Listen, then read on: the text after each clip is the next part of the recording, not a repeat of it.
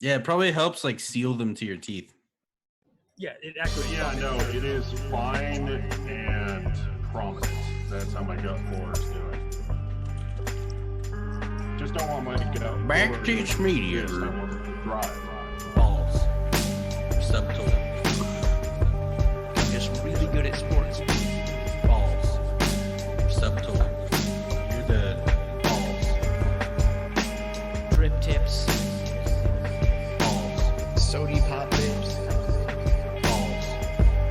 No, I'm not paying a prostitute. Hey, you think if I name my mix in honor of Paul Walker, that more people will rate it highly? Because I'm pretty sure vapors love the Fast and the Furious. Yeah, that's not a fucking Venn diagram. That's a goddamn circle right there.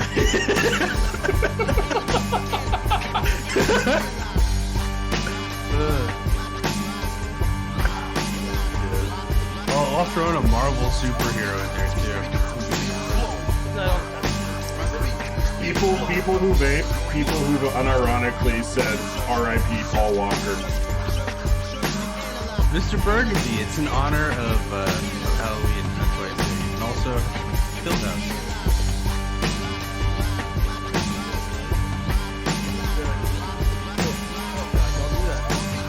It looks like some kind of Star Trek sign. No, it's the Illuminati thing. Don't worry about it. You look like a very egotistical director when you do that. Framing the shot. Just frame my shot. Also, apparently we're live now, so thanks, Jerry. I said we were going. Subtle. I hope you also noticed it's definitely started with something along the lines of the what, like the crest strips help the vapes keep the vape in or something. Yeah, they activate. Yeah. They highly activate. Good next level fucking chemistry right there. Yeah. Honestly, that's the way to do it. Is you just start the show without telling anybody, so it just cuts in right in the middle of the weird. Right. I said I was going, and everyone keeps talking. then, so sure, let's go. No, you do it. We don't know it, and Right. then after we're going for a second, you're like, yeah, hey, I think we're on now. That could get really bad though. Yeah, that's the whole thing. Yeah, I mean, why not? Let's just totally ruin our lives. I'm good with that. I Balls. don't really have much to ruin, but yeah, that would be good. Like just get right into what we're talking about beforehand. Yeah. How's it going, everybody? Everybody having a good week? Welcome. I don't know. Kind of dreading. Are you still alive? No, I died, and I'm now in fact a ghost. He's a hologram. I think you and Koppel are getting to Vegas first, right? No. I'm coming in on Wednesday, but I am dragging this significant other along, and I promise she'd never been down there for It's some fine. tourist shit. So we're gonna like wander around like idiots for all of Thursday, and then meet up with y'all. Get Sounds a good. sweatshirt. As long as you let me in the door on Thursday, because I don't think Wayne's getting in until midnight.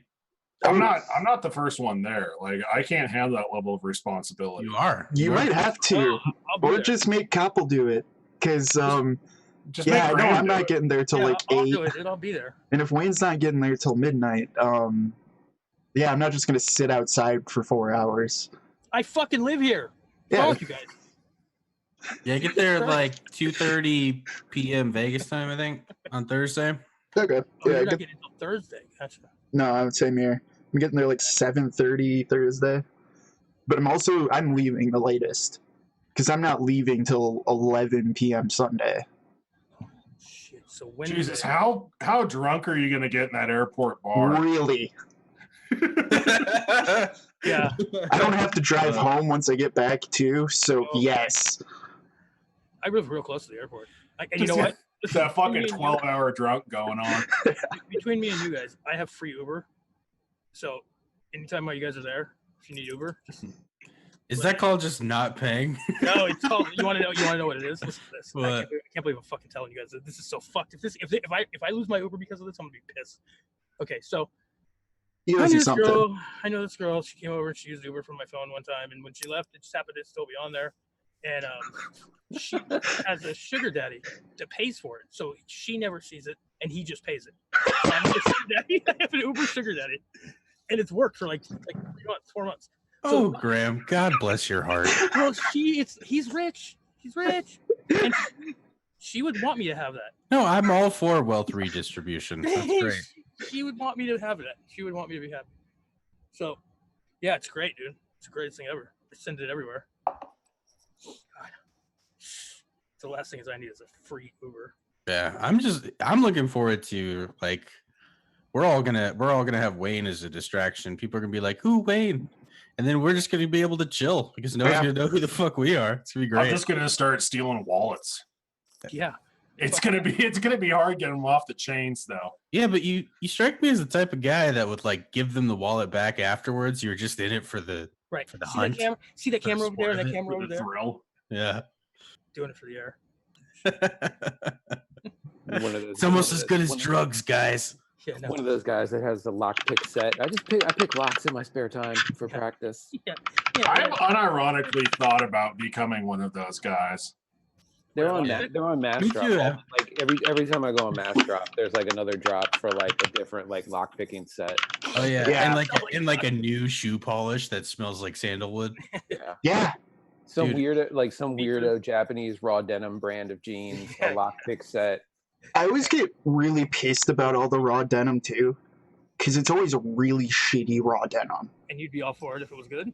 Yeah, Really? but yeah, dude, I like really nice jeans, but the problem is I'm not gonna pay $300 for a pair of jeans that are actually worth like $50. Yeah. If I'm gonna pay $300 for a pair of jeans, they better be worth fucking $300.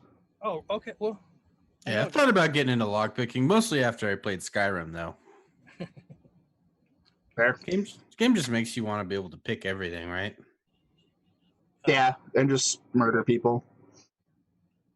well. Yeah, I just remember that feeling. Like one time I went through one of those games without lockpicking, and it felt terrible. I'm like, what's in that chest? It could be amazing. Yeah. And then I actually did it, and I'm like, oh, dude, an apple, hell yeah! And I just put that shit in my pocket. I'm just like basically picking up other people's leave behinds. Plus, it's always fun because it's the world's easiest mini game, so it just makes you think you can actually go lockpicking because it's like, oh, I just gotta go like this. I did it. Right. Can you get 5 to 10? Yeah. Well, I figure you can do a lot with a chisel and a hammer, so I think that'd be my preferred method. You can. Apparently, there's a newfangled way of lockpicking with a hammer where you just get like a blank key and a hammer and you smash it in. You've looked into this. No, I saw it on the news. All right. Was it the local news? Because that seems like some pretty awesome alarmism. Yeah. Yeah, well, like it's better than reporting all the murders and rapes, you know. So Yeah. Just a gang of ethnics walking around with blank keys and I hammers. mean, trying to he break is in. in Memphis. He is in Memphis, so if they covered all the murders and rapes, there wouldn't be time for anything else. Yeah, It wouldn't even have weather. it's better than what's been going on in Detroit recently. Apparently, Oh, apparently it's a thing. They've now found 2, and I think they're going to a 3rd, where they've just like closed down funeral homes, investigated them. The first one they they're found. dude. Oh, dude, no, they found 9 stillborns and infants' bodies decomposing for over 3 years, hidden in the ceiling. Yeah. And then they the don't have- second one, they found like fucking 60. They're just literally full of dead babies. Well, they're deadbeats. They don't have money to pay. oh my god, they're selling the stem cells. Like, like this is apparently like a thing that's just happening all over Detroit. Is just, dude, you Who's just gonna pay got them? your dead children just shoved in like a floorboard. Seems reasonable. Is it different? I mean, so they're going to shove in a floorboard as opposed to what? Who cares? I mean, I know what you're Disposing of saying. it properly. I'm not even going down this road. Yeah. I mean, Yeah. is there a specific trash can for the dead Look, babies? everyone's going. Some of them, yeah, no, like one of them, they had like a coffin that held a bunch of them, and then just trash bags. And like, Guys, dude, who it's put the that's baby so in the fucked up. recycling bin? Come on, guys. And it's even weirder that it's like they're hiding them in like the fucking floorboards between roofs and shit like that, and like all over. Babies in the blue bin. Yeah. They just got them in the fucking walls. Like, what the fuck? Color-coded, come on. Isn't that This hard, one's guys? White babies. All right, everybody, conference room now. It's like super fucked up. Pakistani baby in the blue bin. God damn it. Oh, it's too much. All right, I'm leaving it alone. I don't know. Like the shitty part is the first one they found, it was between owners, so they're trying to track down all the old owners. But the second one that had like 60 or something, dude, that motherfucker better be gone. That's all I'm saying. Oh, I thought you meant the owners of the babies. No, Yeah, no, it'd be the owner interesting. of like the establishment. Like if you that shit's going on, like no, get the They're fuck out of. gonzo. Like They're yeah, way back into Pakistan. Like, it'd be interesting to know what like the legit explanation for that is, because like I'm assuming you don't get 60 like dead babies because you like stuffing dead babies into like crawl spaces. I can tell you what it is. It's they probably save money on the caskets. You know what I mean? Yeah. And they keep it. They probably do. Like the caskets probably aren't very expensive, so they can say they're in a casket. But why wouldn't they just put them in a casket though? Maybe I don't know. takes up more space. Yeah, there's no reason why it would be more expensive to put them in the. No, they just then they don't have to bury it or burn it. I guess I don't fucking know. Like none of it makes sense to me. How much is a match? This happens periodically though, because you'll see there'll be like a big scandal in a different city like every couple years where there's a funeral home that hasn't been or a mortuary or whatever that hasn't been disposed into the bodies that they've been paid to. There was like a big one in Louisiana where it was like hundreds of bodies were just like getting dumped in a bayou Right. for like a decade. Oh, it yeah. was I'm big. used and I'm That's used to because that. cemetery real estate in New Orleans is like super expensive. Oh right? yeah. But like I'm used to like that. But like Swampland. the fact that they're like going after possibly a third one now, where it's just Yeah. like, oh, this Right. isn't like a single thing. This is like apparently every fucking funeral home in Detroit's just Yeah, as they much of probably a have- piece of a And shit that- as it and, looks like. my thing with that though is like, why are they hiding them within the premises? Like Right. they have the capabilities to be able to put bodies where they can, Anywhere. other than guess in they the find walls of your building. You know what I mean? Where But then you they would work. find them somewhere else. They'll probably investigate. You know what I mean? And So like then the first one, That's dude. what They're happened probably with thinking, the you know- That's what happened with that Louisiana one. It was They somebody they found a probably body did it somewhere. once or twice, and then just said, "Fuck, now it's too late." It's snowballed. It's like I guess, it's like every once in a while you hear about a mailman that hasn't been delivering the mail. He's just been like hoarding it in his house. He only did it like one time, and he's like, "Shit," and then he starts like, "Now I Charlie can't." Day. Yeah, he can't finish his route one day, so he just like hides all the mail and then. He doesn't want to find it. 2 years later, it's piled up in his backyard. Yeah. It's hilarious. It's the same thing. It's basically the same thing. That's funny. Yeah, I don't know, man. Yeah. It's still fuck those people. The weirdest part too is like the first one. The first one they were putting in like between the floorboards of like the second story and the main floor. Well, the main floor is a business. The person lived in the second floor. Like the second floor is just a house. So you're just stepping on fucking 12 dead babies. There's definitely mental illness there. Maybe it's like an industry thing where they all knew about. Do they all own the same? They're not. No, they're different owners. Completely it's gotta different be something- companies. There can't be like an industry secret. You're like, if you put the babies in the wall, you save this on this or something. I mean, how could it benefit them financially? I just don't see that. Maybe it blocks the asbestos. You know, Yes. maybe They they're still like do that. asbestos absorbers. Yeah, that's. By the way, did you read about Trump wanting to not ban asbestos? No, he likes it. No, He he's likes an asbestos truther. It's kind of fun. Apparently, one of the big things is he thought that the asbestos removal thing was a racket because he was used to like dealing with mob run unions who wanted to overcharge him for it. Anyone staying in his hotels? Probably not, right? I'm sure he got some sort of corners cut with that shit. That's hilarious, dude. Yeah, I would never buy anything before like 1980. No. Dear God. Well, a house, but I also know how to gut it. So Yeah, I have a family member with mesothelioma. Fuck that shit. Nightmare. Are they on that sweet class action settlement train? Because I've been led to believe by watching daytime TV, Right. it's very lucrative. Hey, I think so. They're in Canada though, so I don't know how much money they're making off of that. The levies are up there. Isn't it levy, and levy or something for the class action? They're all the same? No? Here we have Gary something and Montesi. I've never heard that. Montesi's a great last name though. Jesus Christ. Would you fuck with that guy? No, I wouldn't fuck with someone named Montesi. Montesi, Like, what if his name was Monty Montesi? Montesi? Montgomery Montesi. Yeah. I like that. Yeah. I like that as a name. Taking that. Oh, good. Now you got an alias for fucking Vegas. Yeah, Yeah, that's actually going to be on my ghost mixing card. Let's do it. that'll work. I'm gonna go, and my alias is gonna be George Thorogood and the Destroyers. So who's the destroyers? No, it's Us. all like one. a single. Yeah, it's a Okay. thing. Don't worry I about it. was saying if it was us or if it's just you and like you just randomly come with like an army of gerbils. Get it right. Well, you can't. I Hamster. was gonna say get it right. It's hamsters, but you can't organize I know. hamsters into an army. Actually, you know what? People are vapor. I'm gonna go with Paul Daredevil Walker. That's gonna be my it's gonna be my mixing alias. I'm gonna I go like with Chud Truckley, host of noted show Will It Fly?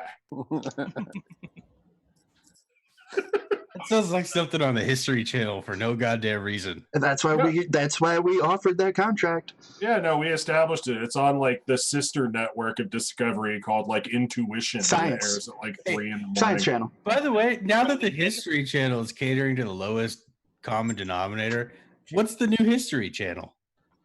We gotta get more history. There isn't. There yeah. isn't one. Timeline documentaries on YouTube.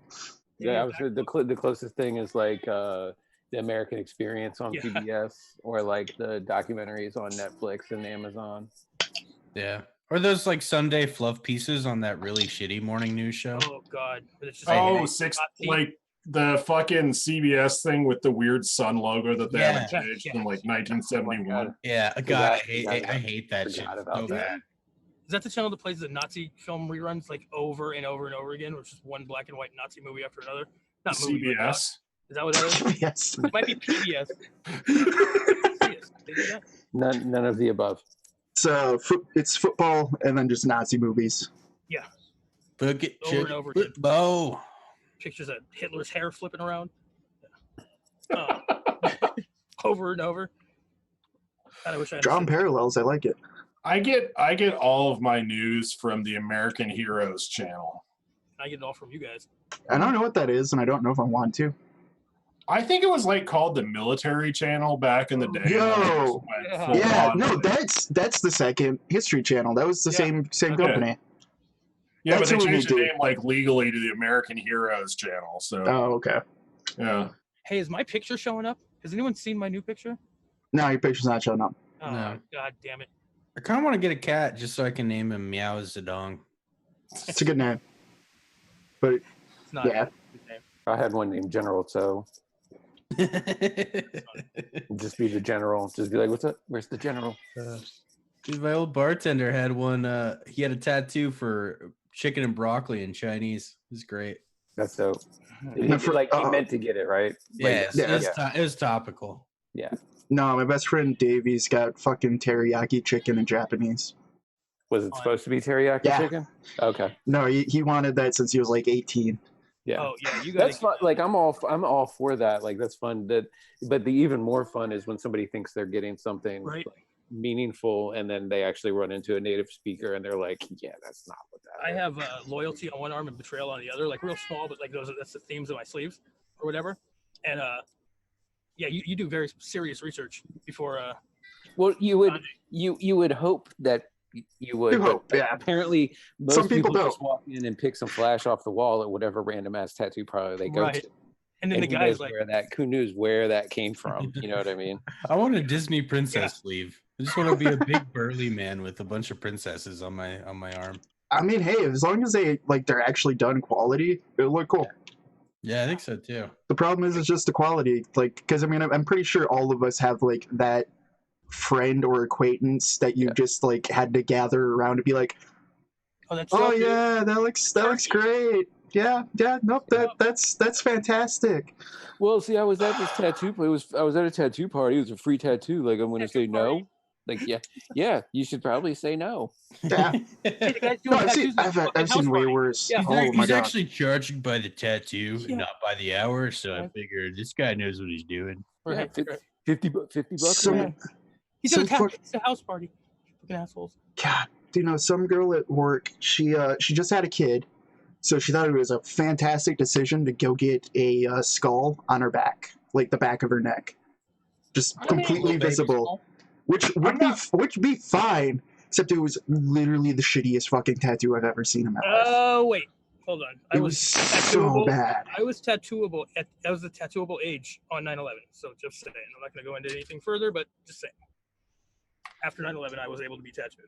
Somehow that doesn't fit into the timeline, Graham. we've established you're 24. So Right. Well, 24 is a little young. 34.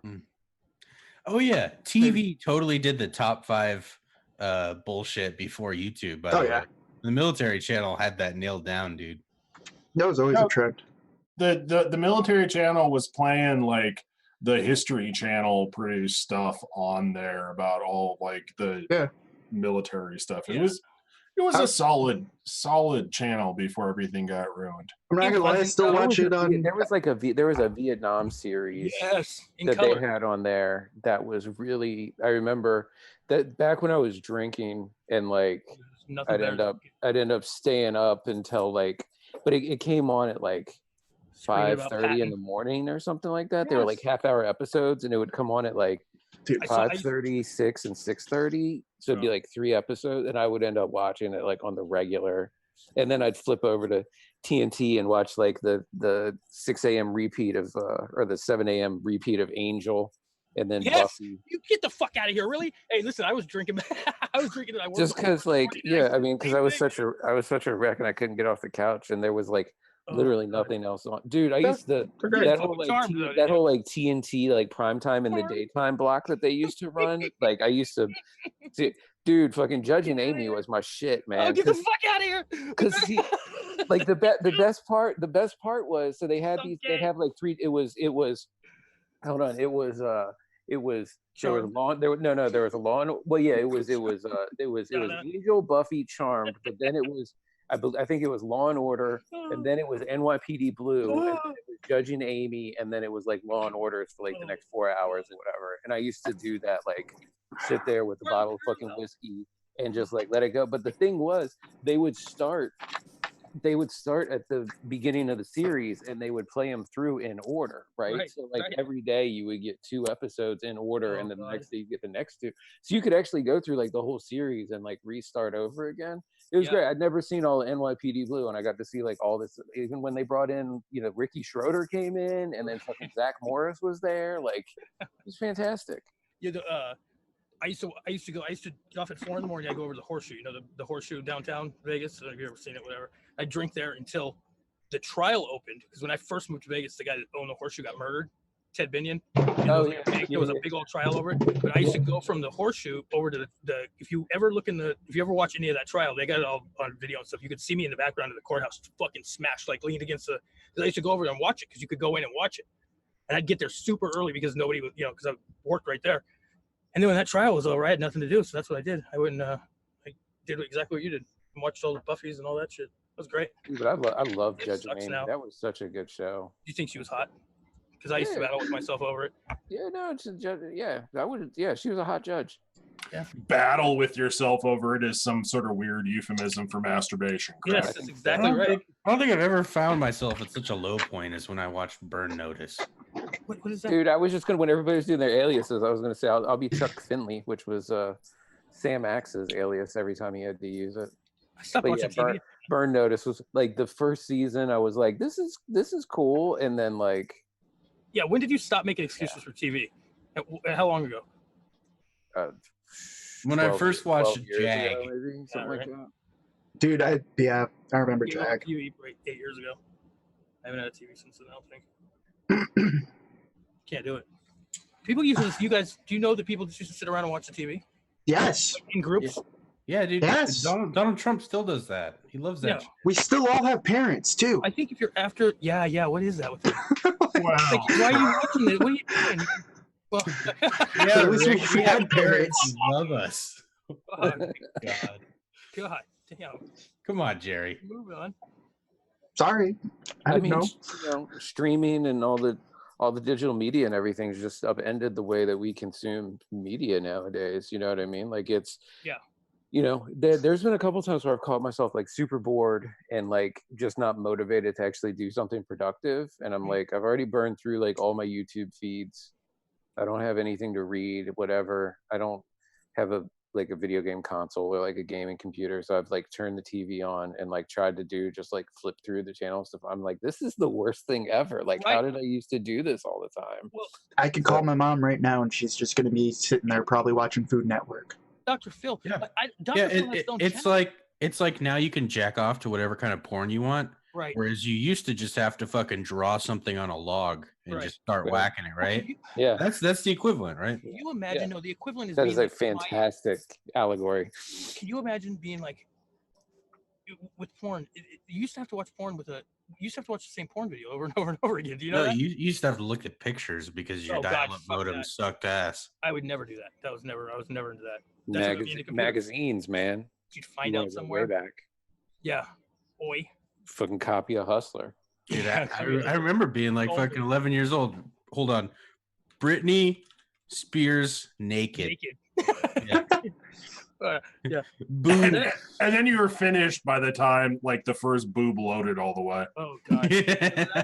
So frustrating. God, that's why we're all crazy. We had to live through that. No, we're all crazy because we all consume so much entertainment constantly that our dopamine levels are fucking shot. That's true. It's just a fucking screen in your face constantly. These kids now, my daughter's 10, she's 11, and like me, my aunt, and my daughter were all sitting there with our iPads one night, and like my daughter was just going through. She went through like 70 different fucking things. Where my aunt's still trying to look up the same shit from the time we sat down until the end of the night. She's focused on one thing, where I'm kind of all over the place, whatever. But then my daughter's just like 2 seconds on one thing, on to the next. It's so fast and so much. It's not gonna be good. Kids are better off because their neural connections are still forming, so their brain is probably adapting to it, whereas ours we're fucked because suddenly getting overloaded. One interesting thing about that, because I got a toddler, I got a 2.5-year-old, and he gets like 30-ish minutes of videos a day, right? But he's like growing up now, he's never had to watch like regular television, right? So like he doesn't understand commercials. That's what changed the world right there. Yeah. So we'll put on a YouTube video, and everything starts with an ad now, and he's just like skip ad, and then like so one time we were watching like the Mickey Mouse Halloween's. It was like Mickey Mouse Clubhouse, like Halloween special. We like T-voted or whatever, and we're watching, the recording of it, and it has commercials in it, and he's just like, "What the fuck is this?" But at the same time, like, so he doesn't. It's actually kind of good because he doesn't see the commercials for toys. He doesn't see the commercials for candy. So he's not coming up to me asking for like the new Paw Patrol toy or whatever. That, you know what I'm saying? Like I used to do to my parents. Like I was asking for Transformers and GI Joes and shit because I was seeing the commercials. How old is he? 2.5. Be careful because they have these channels that are like TCDC. Oh, no, I mean he only watches. I'm just saying when he gets older. We pick what he watches. We're still gonna we already have everything set up with passwords and stuff, and we have profiles set up. So like when we go to watch, when it's his video time, we actually put it into his profile. Like he has a Netflix profile, he has a YouTube. Right. Like I already went, like when he was born, like before he was born, when we had picked the name out, I already went and got like the Gmail address for him and like a YouTube. There like, you already go. Set all that up. So there you go. So he has his name as a Yeah, Gmail address. The biggest channels on YouTube. Try to figure out something later. Right, that's a good idea. But yeah, so anyway, so he has his own. He has his own YouTube profile, but like he doesn't have access. So I control all of that stuff. So when we sit down to watch it, there's already set up. I've already made like playlists and stuff that we can go through. It's not just like putting up others. We're trying to be as smart as we can about it, but. I mean that's how I want to be. Is like I want to be smart about it, but I want to. I don't know, and this is me coming up from my slightly different generation, where it's like, we were going to school and the school suddenly had internet and it had porn filters, so everyone figured out how to get by it. Right. And like for me, it's like I want to be protective, but I want to let loopholes through. Like I want to challenge my kid to be like, I figured out the loopholes, figure out the fucking loophole. Yeah. I mean, but there's a time for that. Don't do it. I mean that like when he's like 12. Yeah, exactly. Yeah. I mean, that was the thing. I'm already thinking now, like, what age do you give a kid a smartphone nowadays? My daughter won't take one. When I was a kid, there's one goddamn thing I wanted more than anything. Cell phone. Crossfire, the game. Yeah. You didn't get it? I was gonna say Friends, but Yeah. No, fuck Friends, dude. It's all about Crossfire. Crossfire. You'll get caught up in a Crossfire. That's one of those games that like I never knew anybody that actually had that game. You know what I mean? Yeah, the one Like, kid. But they fucking wanted it. Like I knew You heard. people that had like Hungry Hippos. What about and Mousetrap? Some of the Mousetrap You or ever know- like you ever Don't own Break the Ice, like some of those other ones, but like nobody ever had fucking Crossfire. You guys You ever sound like play 14 years old. Candyland and realize that is the most vapid, dumb game? It's so dumb. It doesn't even have a existence? point. It's so fucking stupid. I beat the fuck out of my daughter in that game. All the My in-laws family went through a phase where they were buying all the board games. Like Target started releasing like these nice collector's editions of like board games. They look like they almost look like nice books, like bound books. Remastered. That's the age we live in. Age of the remaster. Stratego. It was so nice when you put up with Stratego, Monopoly. Graham. Candyland was one of them, and so like one holiday we actually like because nobody wanted to play Monopoly because it always turns into a fucking fight. So anyway, so somebody broke out Candyland, and like I think we did like one round, and we were all like, "Yeah, fuck this." so stupid. Yeah, but you liked it as a kid because the art was so good. Yeah. Those kids are morons once they're playing that. They don't even understand. There's no point. That too. There's no Graham, theory. Do you have board games? Do I? Yes. Not right now. Not anymore as an adult. Okay. Why? You need scrap. I mean, I know. Like everybody should. No, I was just thinking for Yeah, thank Vegas, you. like, oh shit, we should have like a board game or something. But okay. Oh yeah. Oh, you want to play board? Oh, I'm gonna bring Twister. Just play. Does anybody play cards anymore? Does anybody play? I play cards too. Yeah.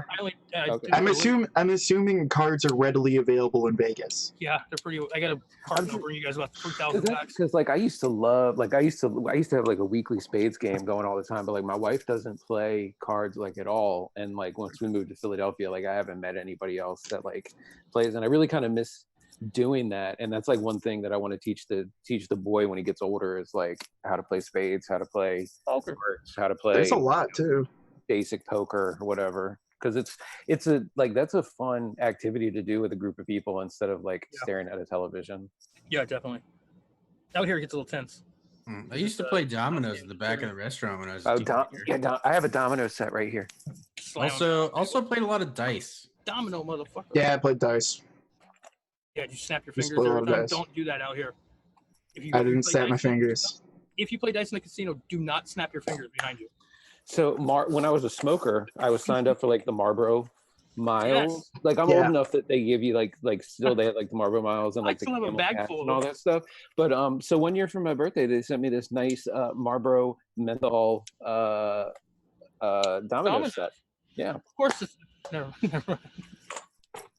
Marlboro Miles and Camel Cash. Yeah, I cashed in that stuff.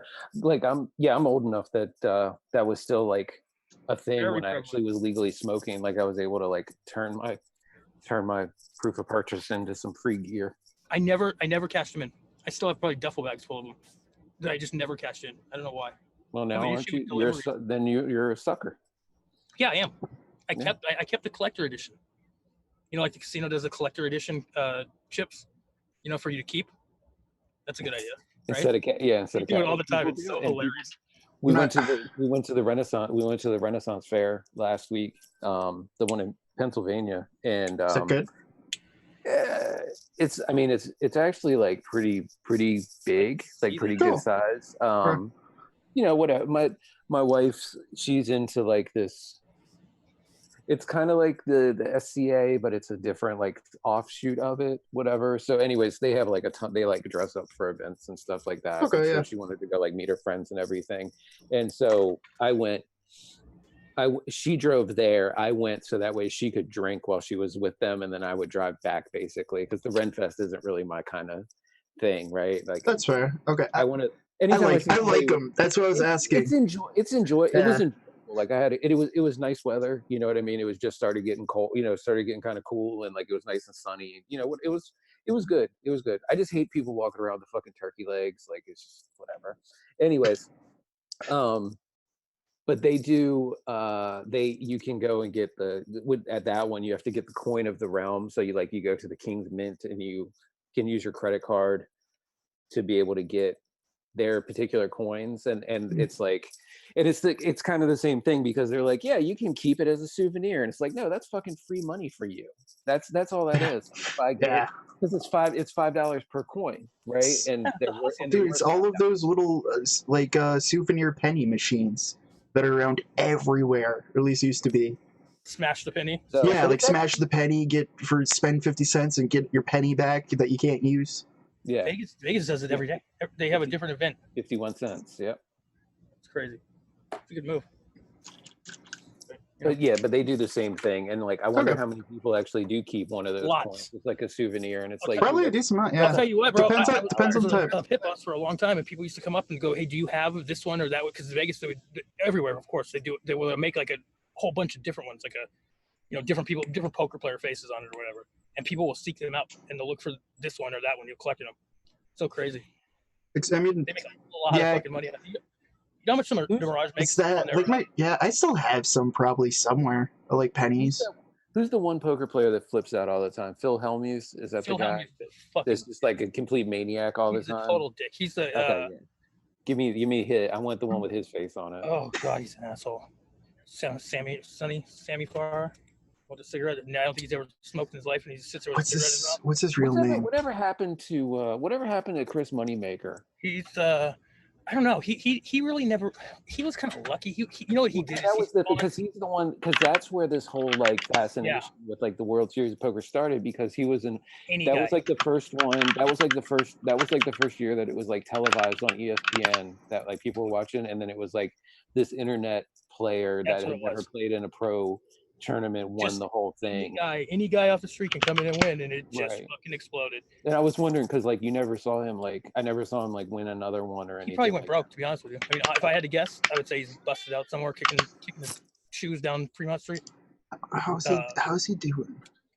Holy shit! See how he is. He might be doing all right though, because he was kind of smart, right? Damn.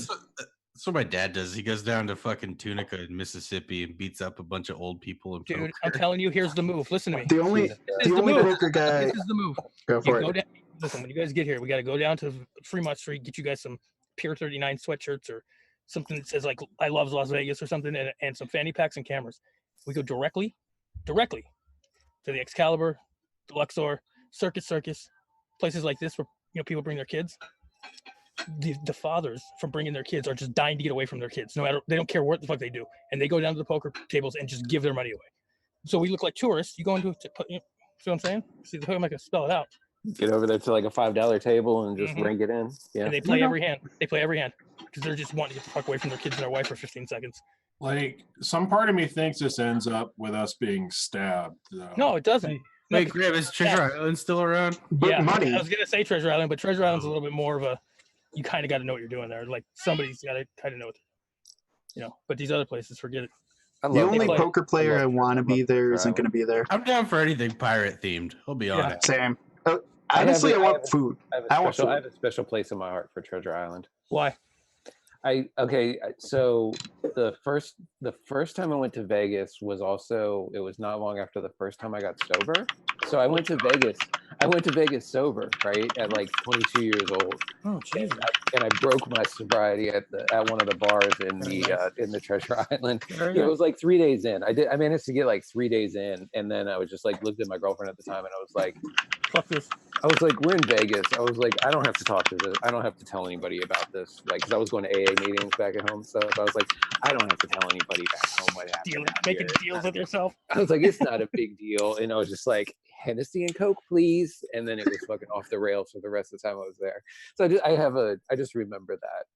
Yeah. And it was neat too, because it was, I don't know what bar it was. It was, I mean, all those fucking casinos are big, but it was like, I bet it had the bartenders were all flair bartenders. Yeah. And like our bartender was like the one that was serving us was like number 2 or 3 ranked like female flair bartender in the world at the time or whatever, and she was like really cool. Let me guess. Can I guess what year it was? Because I know when the flair thing was huge out here. Was it like 2002, maybe 2001? Like it was 2001. Yeah. It was November. It was November 2000, and it was just September 11th, right? And they shut down all the flights and everything. And that's where you live. We had already booked. We had already booked these back like in May, because it was my girlfriend at the time. Her birthday was November 4th and my birthday is November 11th. So it was for both of ours.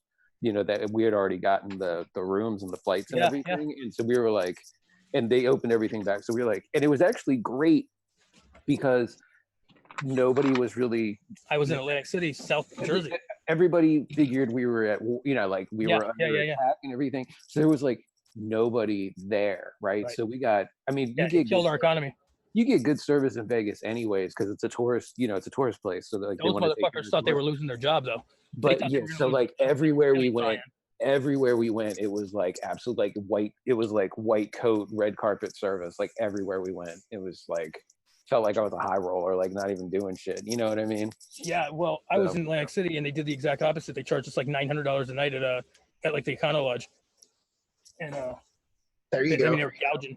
Yeah. Gouging. We went to Belmar, so right by Philly. You know where that is, right outside Camden. Stayed there for a couple weeks. That sounds like the kind of place you would stay. I've been there. That seems like the kind of place you would stay at. I didn't know. I was landing when the second plane hit the World Trade Center, and I was like, oh, it's by Philly. And it was cheap. But then, we went to Atlantic City that Friday and Saturday, and they gouged the shit out of it. Yeah, but anyways, so that's why like I always have I went back after that, but that was like my first time going to Vegas. And this is the next time I went back. I wasn't sober going anyway, so like it was fine. Definitely don't want to do that. That's sober. No. I mean, I could probably do it. I don't know why I would unless I had like an actual. There's enough to do now, I guess.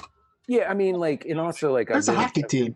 I've been sober long enough. Like, it's not even really like. It's not even a thing, right? Yeah, like it's not really. But for it to not be an option, that's got to be weird. Like where it's everywhere, because now weed's legal here too. So it's like weed and drinking is like everything out here. Where are you allowed to smoke at? I'm not sure because I haven't really been in a casino in a while. But it used to be you could smoke everywhere, even in the casinos. And then they started like when I stopped working in the casinos like 2 years ago, it was starting to be where you couldn't smoke like in public areas. You could. I mean, when I moved out here, you could smoke in the doctor's office. You could smoke everywhere when I moved out here. It was crazy. Yeah, I remember stores, all that shit. But you now, could, like in the hotels, you could smoke everywhere except for the elevator. So you could smoke in the hallway, waiting to get like there were ashtrays right outside the elevators that we just put your cigarette out and get in the elevator, and then like, yeah, it was fantastic. And everywhere was like to-go cups of alcohol, that was a change. Like so we're like, oh, we got to finish the drinks, and they're like, y'all want to-go cups? Yeah. Oh yeah. I didn't know that wasn't a thing because when I turned 21 up there. Like I lived in California until I was like 20, and then I turned 21. I didn't know that wasn't a thing. They're like, no, you can't take an alcoholic beverage out of here. Aren't cigarettes really expensive in Vegas? What's that? Aren't cigarettes really expensive in Vegas? They used to comp them, and they used to like comp them out for they'd have the girls going around with cigarettes or whatever. Now they want $100 a fucking hand. One of the reasons I don't work in casinos anymore. They want $100 a hand average to comp a pack of cigarettes. You believe that? They used to just have them in the podiums in the middle of the pits, and we used to be able to go over and grab them and just give them out to players, but not anymore. It's crazy. But to buy them, you mean? Yeah, to buy them. That's what it means. It's $7. Oh, that's fine. Yeah. Last time I checked.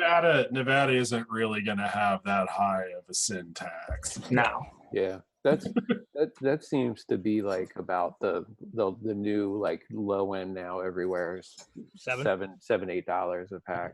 I could be totally off too. Not in Tennessee. Tennessee, it's like fucking $4 for a pack of Paul. In North Carolina, it's probably pretty cheap. How much were cigarettes when everybody started smoking? Oh, yeah, I was gonna say about 5. I started smoking in New York City, so they were $17 for a pack of American cigarettes. Jesus, man. Are you kidding? We used to take trips. We used to take trips to fucking Kentucky. Because you used to be able to buy cigarettes for like $2. Yeah. I used to buy a pack and be like, well, I guess I'm not eating today. Oh my God, $17? That's real? Yeah. Jesus Christ. Like I think when I started smoking seriously in Washington, it was like maybe $8 at the low end, and American Spirits more like $9.50. Are you saying when we started or when we quit? Here, American Spirits were about maybe $8, like $7.50-ish. But I mean, I was also in that pack of like gutter runners who would just drive down to fucking Tennessee and buy like fucking 30 cartons and bring them up and scalp them. Yeah. Yeah, we had a good amount of like reservations around, and so you go on Res and get a carton of American Spirits for like $70, which always seemed like it was worth it. So. $70 for? I remember cartons were like $35. Yeah, I was gonna say like I remember like 50. Wow. Yeah, in the southern states, like Camel Blues, a carton was like $40. Yeah, Yeah. when I started, it was in 1995, and a pack of like Marlboro menthols were $2.25. Yeah, I definitely remember that. So cartons in Maryland were 24. were $22.50, and if you went to Virginia, you could get them for $18. Yeah. Yeah. Yeah, I definitely remember that. Yeah. And then Which- it's just going up and up. I was just because we were talking about it, and then I was just thinking because I drove past there's a 7-Eleven on the way when I drop my kid off in the mornings, and I happened to look over in Newport's. I'm like in Philadelphia, but I'm like, Oh, they're like one of the outer boroughs. $9 now. It was $13 for a pack of Newports, Yeah, which is like fuck kind of New that. York pricing. And I was like, I'm in the city, and Philadelphia has a bunch of extra tax. Like Philadelphia has like a sugary beverage tax, so like sodas, 40%, man. like a 20 ounce bottle of Coke within the city is like $1 more or whatever. It's per milliliter or whatever, but it ends up being like over $3 for like a 20 ounce soda or Gatorade, anything like artificially sweetened or whatever, or regular, anything with high fructose. What about Pedialyte? That shit's delicious. Pedialyte is not part of it, and Pedialyte is delicious. The orange one especially is the best. Oh my god, dude, that stuff is the new Gatorade. I swear to God. If you're on the know. Yeah. Mm-hmm. I used to have it for hangover recovery, and now we actually have it for its intended purpose for the child. I have a couple. You should drink them. There's a couple liters up on the fridge for the next time he gets sick. Yeah. Dude, that's the new Gatorade. I swear, it's so delicious. Mm-hmm. Some of it, like the mixed berry one, is like too sweet though. I tried that one; it was just like a little bit too much. I was gonna say, I think the last time I bought a carton of cigarettes was actually just a couple months ago. I stayed pretty tight with a lot of the dudes that I went through either treatment or lived in an Oxford house with. And I mean, you know how it fucking goes. Like people drift in and out of rehab and stuff. And there's a pretty big rehab out here in the eastern side of the state. So when I go to visit, like I just say, hey, you need me to pick anything up? And it's always a carton of goddamn cigarettes. There's a res right outside of Yakima where the treatment facility is located, and you can get like a carton of the like res cigarettes for like $37. I was kind of shocked. That's legit. Yeah, bought a lot of cartons of cigarettes at that weird little smoke shop outside.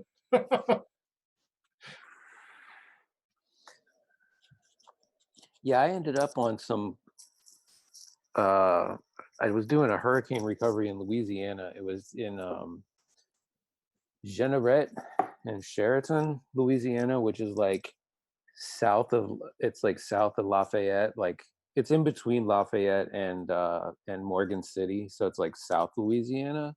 And there's like these little random small weird like Indian reservations just like nowhere, and this was back in like 2009, probably maybe 2010. Yeah, when I was still smoking, and it was the same thing. Like ended up like when we were like clearing the lines, like going onto the reservation and stuff, and like they had the little store, and like I ran in the store, and they had like the cigarettes at like reservation prices, and I was like, fuck yeah, that's what's up. Yeah, it's all about those red King Mountains out there. It's kind of fun. Yeah. Just those brands you never heard of, but fuck, if you're in rehab, man, that shit's good as gold. So. Oh yeah, hell yeah. I've been wanting, like just kind of randomly, like I've been wanting to smoke a cigarette because like I haven't had one since I started vaping. Like I've never once I made the switch, like after I bought my first like 7-Eleven like starter, like Enjoy starter kit, like I've never had one since. Do it. You want one? And yeah, and I've been thinking like the next time I'm around like somebody that has like some Newports or whatever, I'm gonna bum one just to see like. It'll take you 3 puffs and you'll go right back. I promise you. Because I have Probably the one thing though with the one thing with smoking that I think I miss is that it's finite. There's an end to a cigarette, right? Yeah. But with vape, like I always find especially at night, like when I'm getting ready to like I'm in bed and I'm like, I need to go to sleep, and I'm like, I'll just take one more vape. I'll just take one more vape. But like when I smoke, like when you smoke, it's like, well, I'll smoke 2 cigarettes, and when the cigarettes are done, then I'm gonna go inside and go to bed. But like when you can just sit there and like vape constantly, there's like no end to it. Did you just swallow your microphone? How the fuck do you sound so bad now, Graham? Yeah. Oh, okay. I'll fix it. Yeah, I like disappeared and came back, and now I can't even hear you. Yeah. But I like how cigarettes are like it's like that's the thing that's been like making me think about it, because there's like a, you know, it's a single use thing, you know what I mean? There's an end to it, and that's kind of what I like about this. I kind of realize that's kind of what I like about the salt stuff, is because like I'll take a bunch of vapes and then I'm like, okay, I'm good on that, and I'll like put it down. But like when I was vaping like low 6 milligram freebase or like 3 milligram freebase at 100 watts, like I never stopped vaping. It was just constantly vaping. Can we do juice giveaways? We can't. Okay. I don't think we can. We should do it anyway. Fuck it. I have like I finally have just come to accept the fact that I have like a bin. I have a giant bin full of liquid I'm never going through. You can do whatever you want. I've never tried this stuff actually. God damn it, Pretty Matthew, why aren't you coming to Vegas? Yeah, I know. Sorry. Yeah. I'm mostly like, the Vegas thing isn't a draw at all for me because A, I am a super weird person, and B, I am also super sober, and yeah, it's going to be interesting to get through with It'll be good to hang out with all the people, all y'all. It'll be good for all y'all to hang out like together in person. I'm going for you guys. Yeah. It's fine, Rick. I don't mind abstaining for the time I'm there. Besides, when you leave, I got Jerry. Won't. No, but it's but like fine. I'm bringing along my own little support system. I'm fine and stuff. It's just you better bring the National fucking Guard. I just want to feed Pretty Matthew e-juice like a starving Ethiopian baby. Like Rick, I'm not gonna abstain because I actually have faith in you. So I don't think me doing anything should matter towards you. But if I do feel like it's an issue, whatever, I'll stop. No, it's fine. Like my issue isn't ever like, I guess like knock on wood or whatever, but just from like where I've been lately, it isn't even so much like people drinking anything bothers me. It's just like I've found that my tolerance for human beings when I'm not getting fucked up is pretty low. Yeah. Okay, that's fair. That keep me in check. Yeah. But usually I think I'm pretty decent about that around people. People getting fucked up around me now, I'm just like, I don't want to deal with you. Like it annoys me to an extent now. Are you saying Jerry annoys you? Yeah.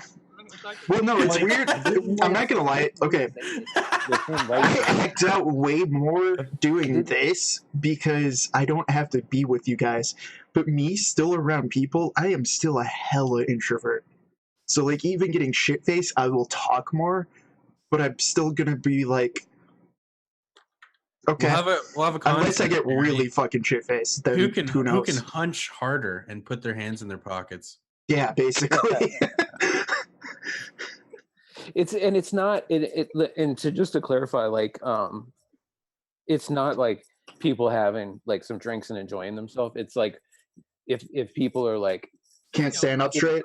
If people are imbibing like with the purpose of getting as wrecked as possible, because that's the way that I used to go. You know what I'm saying? So if it's like when I go with my wife to like an event and you know like her friends and they're all like having a few drinks and just like whatever, but it's like I found myself at a party one time where people were like actively just trying to get as hammered as possible, and I was like, yeah, I'm not enjoying this. Dude, my letting loose is just gonna be eating carbs. I'm so excited to eat some carbs in Vegas, man. No, that's the thing I'm most excited for is food. Like straight up, I don't give it like. Sure, I might gamble a little bit. I'm more excited for the restaurants. I'm not going to that Bobby Flay place. Fuck that ginger-haired fuck. I'm going to like the Thrillist budget list. Yeah, dude, exactly. I'm going to the back of the jewelry store and ordering myself something dirty. You know, I'm a little bit bummed that we're not going to have the time because like my family went to Vegas a couple times when I was a kid, and we went to that Excalibur like Oh, Knights God. tournament show. Oh, dude, I've been to that too. Yeah. The White Knight always wins, though. Yep. That's racist. Well, he's white, so it's an accurate reflection. That's like the original medieval times right there. Yeah. Yeah. Hey, and apparently they're still the largest consumer of Cornish game hens in the country. So, I was cheering for the Black Knight, man. yeah, so I'm Did he bummed that rise? there's like a whole bunch of dumb shit that I'm not gonna have time to do. But then again, it's like just trying to cram it. Graham, I seriously can't hear you. Yeah. Yeah, I No, hear yeah. you at Can't all. hear you at all. It But we're sounds totally like gonna you're in watch a- the it sounds Mirage like you're like volcano. you're like your microphone's in the main room and you're like in another room with the door closed. Yeah. Graham fell into the mystery spot. Last time I went to Vegas, the Bellagio was still being built. That's a Never really mind. that's a nice hotel. No, it's Nope. terrible. It's not any better. All right, I'll be back. Yeah. Farthest west I've been is Colorado. Oh, Are dude, you- I would love to go to an AA meeting in Vegas. Oh I was gonna say if anybody feels like they need one, there's actually like a ton of 12-step group meetings in Vegas. So Yeah, that's probably a fucking trip though. yeah, but they got all the A's, whatever anonymous group you need, there is one of them there. So debtors anonymous, gamblers anonymous. They whatever. probably got fucking necrophiliacs anonymous. It's Vegas. in Like- Vegas. Like if you have a Gamblers Anonymous like meeting in Las Vegas, what's like the first step is leave? Yeah. Dude, I would love to go to one and just be like, you want to bet on how long this guy's gonna take? Hey, if it's a Kevin style. not to encourage like bad behavior, but if it's an open meeting, anybody's welcome. See, there we go. Just crash the Gamblers Group Anonymous. trip. I mean, I went to a chemical dependence anonymous meet, an open chemical dependent anonymous meeting just to see what the fuck that was all about, and it was weird. Was It it was ju- real weird. Was it just people huffing shit? It was mainly like OTC medication abuse, like cold medicine. Like yeah, I was gonna say like just Oh. okay, like robo Yeah. trippers, Because, etc. like, yeah, Bunch yeah, of Lil 'cause- Waynes. yeah, it was like cough, not even like the good coughs, but just like the Oh, not cold even spells, stuff Fucking like NyQuil. high. like the triple. Promethazine. No, it wasn't even that. It was like the triple C, like cough and cold pills, Oh, like yeah. over the counter stuff. Rope- And rope and like it makes total sense. It was just weird, right? Because I didn't know what to expect. And the reason it's weird is because like the sorts of substances, the substances don't matter, like honestly, because obviously they had consequences to their substance abuse and they didn't want it. But the reason they did that was because they didn't feel comfortable in like a Narcotics Anonymous meeting or an AA meeting because Yeah. and it was because of the same reaction that I had sitting in the CDA meetings, like, you're here for cough medicine, like you're here for Yeah. you're It's like here being in for, prison for fishing without a license. like you're here for Robitussin, like come on, Yeah. man. You know, it's like half Should give me nightmares. I suck dick for cocaine. Did you ever suck dick for marijuana? Like one of those. No, I things. didn't. And so it's like, No. and as Matter of fact, I did not. as I'm realizing this, I'm like as I realize that I'm judging people because of like the substance that they have a problem with, I was like, Right. that's exactly why they have this meeting, so they can come here and be able to Not talk get with other judged. people that understand exactly. And I took 24 fish oil capsules today. I'm addicted to you know, so like at first, magnesium. at first in my head, it was easy to make fun of it, kind of like this isn't serious. And then once I realized that, I was like, no, it's just as serious to them as my shit is to me. Dude, magnesium this is addiction why is they're here. very serious. Dude, I used to abuse the shit out of Broncaid because that shit has ephedrine in it. Yeah. Just Dude, don't be taking the iron, I you'll used kill to- yourself. It make you Basically- sweat like a pig. I was so hooked on Afrin. Oh, that's terrible. That's like getting hooked on chapstick. You don't want to do that. You I wanna know go it, down and that it road. took a good 3 months to get totally off of it because you have to do like one nostril for like you stop using it on one side first, so that way you can still breathe out of the other side because you have the bounce back rhinitis because of it, so it's even worse. Yeah, your body is like a fucking spurned wife. It's like oh, you've got that shit. Okay, I'll stop then. Yeah. It was like a good 3 months before like I was able to like breathe comfortably on my own again. Like I guess I don't need to do my job anymore. Yeah. It was since you know so much better. Yeah. Was it specifically Afrin, or was it any nose spray? It's any of those, dude. They'll all do it. Well, any of like, the medicated ones. Yeah. What's the chapstick? So if you use chapstick religiously, your lips will stop producing oils, and then you'll just permanently have chapped lips unless you use chapstick. Yeah. Right, and then you're totally dependent. Yeah, you're totally dependent on chapstick all the time. After that, I feel that way about most medicines in general. It's not a medically sound opinion. Well, and like I'm kind of concerned because like I've been having issues staying asleep all night, right? Like once I go to sleep, like I was having issues with like waking up and like being up for like a while. Yeah, so I started taking melatonin. That's some bullshit. Yep. Does it work? But my concern is that my brain is going to stop producing its own melatonin if I'm taking 3 milligrams of melatonin every night before I go. I will say, as a long time user and abuser of sleeping aids, mostly because I've had a long history of not sleeping, like going through Ambien things, etc. Like I'm just chugging fucking melatonin. Melatonin is way fucking better than the purple pills. Yeah. Like the Dapfa. See, I'm not a fan of sleeping aids. I like full blown aids. Yeah. No, but like the space aids, full blown melatonin, like as I've used it for a long time, and it like if I don't use it, I'm not fucked up. Like I'll still be able to fall asleep. Mm-hmm. It just does help me fall asleep quicker. Yeah. But the biggest thing is with melatonin, I can fucking wake up. Right. With the purple pills, blue pills. No, like the Diafa, blah blah blah, whatever it is. I can never know how to pronounce it. The natural version of melatonin is called your brain. It's called eating a Thanksgiving dinner and then jacking off. No, I do. Yeah, that too. You don't do that 5 times a year though. But like, no, sometimes I need a turkey still in your teeth. Sometimes I need a lot or Ambien. But like try mashed potatoes. The regular over-the-counter sleeping pills, I don't trust those. That's Benadryl. Basically, You don't take like Walmart. Yeah. Diheptadramamine. Yeah, that's what I'm trying to pronounce, and I can't. Yeah, like I used to abuse the fuck out of those. Well, there's a huge. You will fall asleep. You might die. There's a giant link between excessive regular, like high regular Benadryl usage and dementia. Oh really? Add that to the list.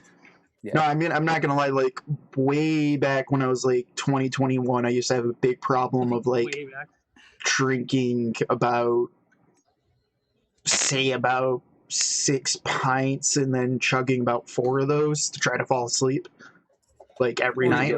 Did you get like the because people abuse I can't wake up on those weird like disassociates because it's a you get that too. Yeah. Delirium. Yeah. Melatonin to sleep. You got to use speed to wake up, and then you use some other kind of like depressant to go to sleep.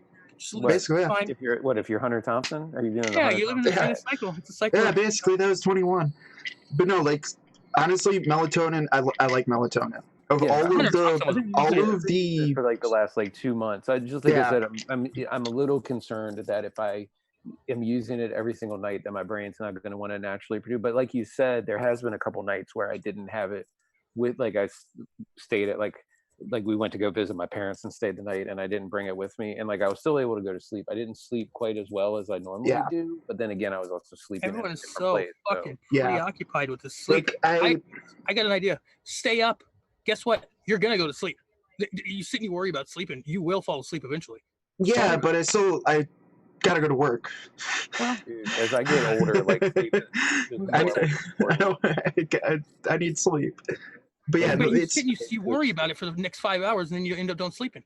No, I'm past that point. Like I've start making all these deals with yourself. I get 1 more hour here. I do actually have like an issue with that, but no, like of all of the ones for me personally. Yeah, that's what I used to do. That's how you do it. The only solution, or stop drinking. Yeah, no, I trust melatonin a lot more than any of those, any other one of those substances. Yeah, I've had good success with it so far. I used to cut ecstasy with it. And the biggest thing is you can wake up on melatonin. Like I still get good sleep, but like if I set an alarm, I'll actually wake up. Anything else, I will instantly fucking hit that alarm, not even realize I hit that alarm, and then just still sleep to fucking 1 p.m. Yeah. This segment brought to us by Melatonin. We'll get them to sponsor. I wish. Hey, if you can hook that up, I'll be all I about bet you it. I could. Yeah. I'll read some bits for melatonin. Yeah, right. Same, dude. About time we start doing that. I chuck 5 and 10s of those like so every fucking day. Everything you hear from here on out is all bullshit, folks. We're gonna just be nothing but product. And you're saying what happened before this wasn't bullshit? I know. Let me go get my melatonin for the evening. Right? No, that's what I do about halfway through the show. I want to go get mine too.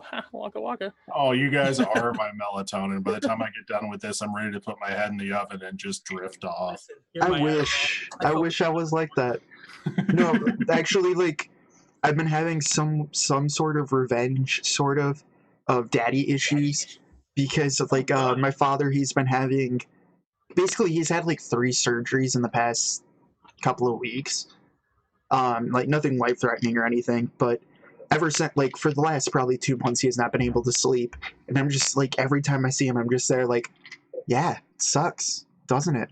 It really fucking sucks, doesn't it? I know, yeah. Oh, I get it. Okay, I thought you were going somewhere a different direction with that. No, it's just one of those like, yeah, I've been dealing with this for like 15 years. It fucking sucks, doesn't it? I hear daddy issues. I move right in. Seriously, Graham's It's like, no, this is why I used to try to beat your fucking shit. It's got like a subconscious boner just from the word daddy issues. I know, me too. That's why I was like, let's get into this. Graham's chilling down the wine coolers as you speak.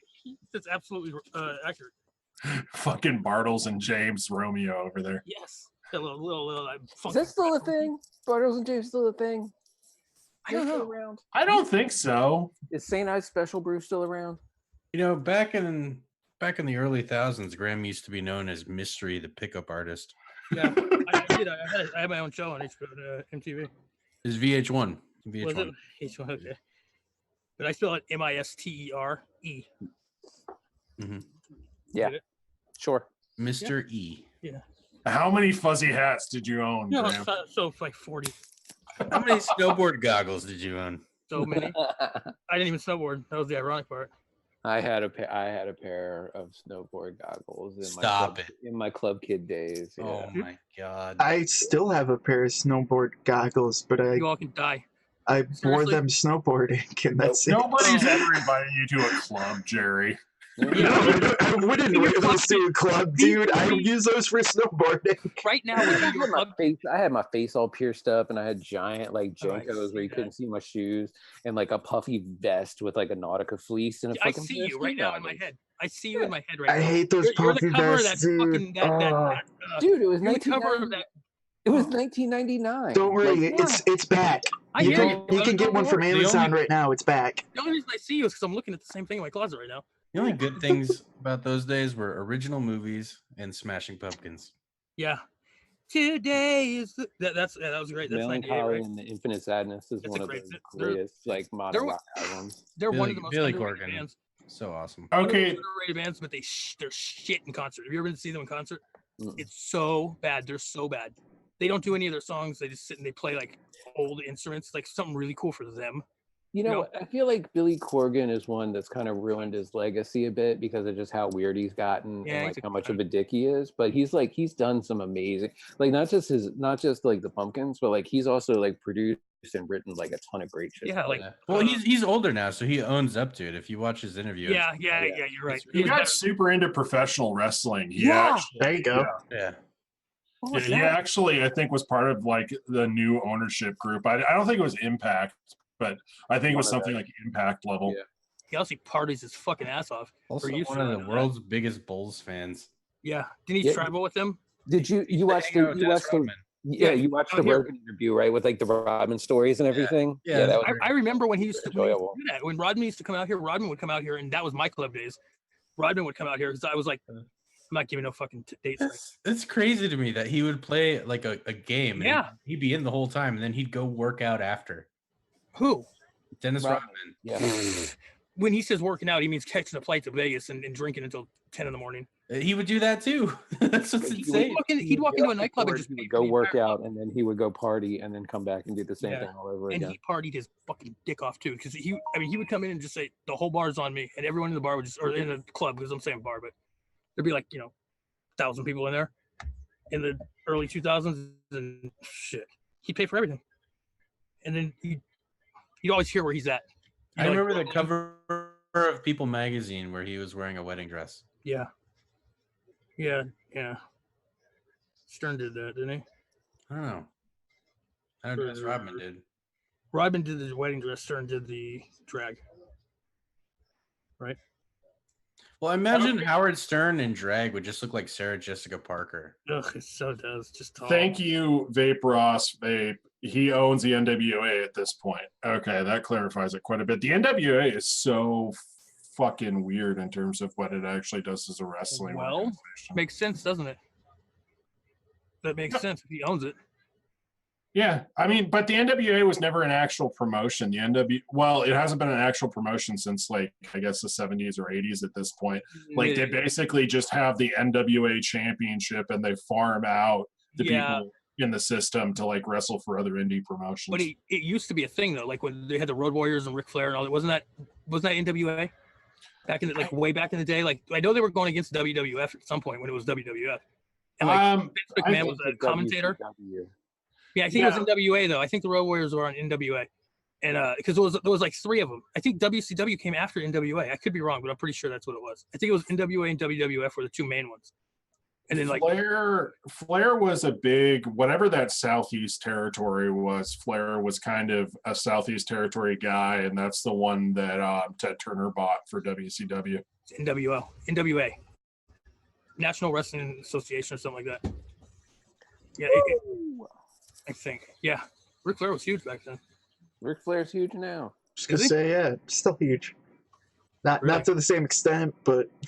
Well, he was like it's Ric Flair. His daughter is apparently the number 1 women's champion in the history of WWE. Dude, I used to love wrestling, but I totally lost what's going on. I don't follow it or anything, but I love watching the old promos, Macho Man's old promos. Yeah. Ooh, dude, Macho Man's old promos, he's on meth. Cup of coffee in the big time, and the cream rises to the top. Doesn't dig it. And then he's has fucking Gene Okerlund, and he's handing him little packets of cream while he's doing it. Packets of cocaine. The Macho Man Randy Savage is the most underrated wrestler, not because he's super underrated, but how much better he was than most of his contemporaries like Hogan and stuff. Right. Yeah, that's true. He was part of a historic wrestling family, and Hogan just came out and became a wrestler, but he's Macho Man, the Poffos, Leaping Lanny Poffos, his dad. You know what I mean? And then his brother was the Professor. Yeah, which never really caught on, but the Brooklyn Brawler that never caught on either. But he's from the Nacho Man. He was from one of those old wrestling fan. You know what I mean? Like the Hart family, or there's a bunch of them. But there were those families that just bred generations of wrestlers and stuff, and he was part of that tradition. Can you imagine? It's like being born in a circus. Yeah, but Hulk Hogan literally just showed up because he was a big oily boy and he ripped off Superstar Billy Graham's gimmick. But Randy Savage actually put on some good matches and he gave a shit, which was cool. And it's the Nacho Man. Yeah. Oh yeah, he's the greatest. No, growing up I always thought he was singing Nacho Man. Now they're not. They're gay. They're singing about men. No, dude. I thought I didn't even it didn't even register in my mind that it was a wrestling commercial. I thought he was actually trying to sell Tostitos as the Nacho Man. Yeah, no. That was the who sang that song? I don't know. I'm not going down this road. I'll be back. Then me and my friends would fight each other as the Nacho Man.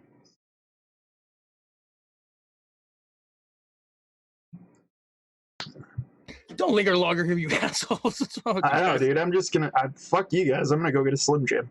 It's always fun. It's always fun to do. Hey, I mean, Macho Man died to stop the Rapture. He did. If anybody remembers, that was I remember the day that was. Yep.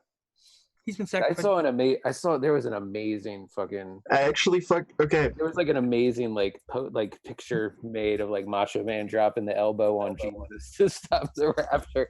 Oh, I gotta find it somewhere. I hope this will never come back to me. I won't get in trouble for this. That day, I totally fucking spray painted fucking Macho Man saved us from the rapture about 6 different places that same fucking day. He used to spray paint his hair. You know that, right? Macho Man. I mean, objectively, by any standard, he was a very strange looking human being. Oh my god, the worst. He's brutal. You know, hey, and to make this even more topical, like one of the only good things that's come out of the murder of Jamal Khashoggi is like all of the Bonesaw references where everybody's quoting Bonesaw McGraw from the Spider-Man movie. So like Macho Man gets a second life right now. Like, I got you for 3 minutes. 3 minutes of playtime. Dig it. Yeah. God, he really was definitely on something, right? What was he on? What do you think he was on? Like cocaine. You think it was cocaine? I think it was cocaine early on, and I think towards the end he started getting into meth because he started getting really crazy. You know, like his body just produced his own cocaine naturally after a while. Yo, your gene. Oh my god! Yeah, it's just the anabolic steroids and brain damage combined to form like some sort of pure methamphetamine. In his cocaine and sorrow. That's the recipe. Oh yeah! You know when you're down deep in the dig, that's getting crazy. Hey, the WWF just finally put out the statement that okay, yeah, but we're still doing the Saudi Arabia thing. I think it was hilarious how they like tried to pussyfoot around that for a while. It's like, no, we know you're still going to do it. You're still going to roll out a bunch of goddamn mummies to wrestle for however ever many $1 million it was. But I like how they pretended like it was an actual issue for a while. Right. Like I love when they pretend real issues. Like that's my favorite. That you're a big fan still, huh? No, I mean, like the thing is, I'm not. As somebody who wouldn't call themselves a wrestling fan, I watch a lot of wrestling. I don't know. I think it's really interesting stuff. It's like sub comic book levels of storytelling, but it's kind of nostalgic, and I like sort of the simplistic nature of it. I really dig the fact that wrestling started out as like a fucking carny thing, and they still hold on to a whole bunch of that stuff. Yeah, they do. I like that. I also like that they put those people on watch lists to go into see that. It's kind of like men's soap operas. Yeah. Yeah. Well, but there's also a strange element to it where there's grown men that really believe that shit. Right? It's got to be, right? I don't think anybody still like maybe in the 80s or 90s they did though. Maybe I did until I was like in middle school. I thought it was the real deal. Yeah. I don't even necessarily think that it's so much like you're saying like in 1997 the Magic died, but like I think eventually people kind of figure out what's going on. But I don't know. I still kind of just appreciate 97 when the Undertaker threw Mankind. That smashed kayfabe once and for all. Good. I love Shitty Morph on Reddit because he always gets me every single time.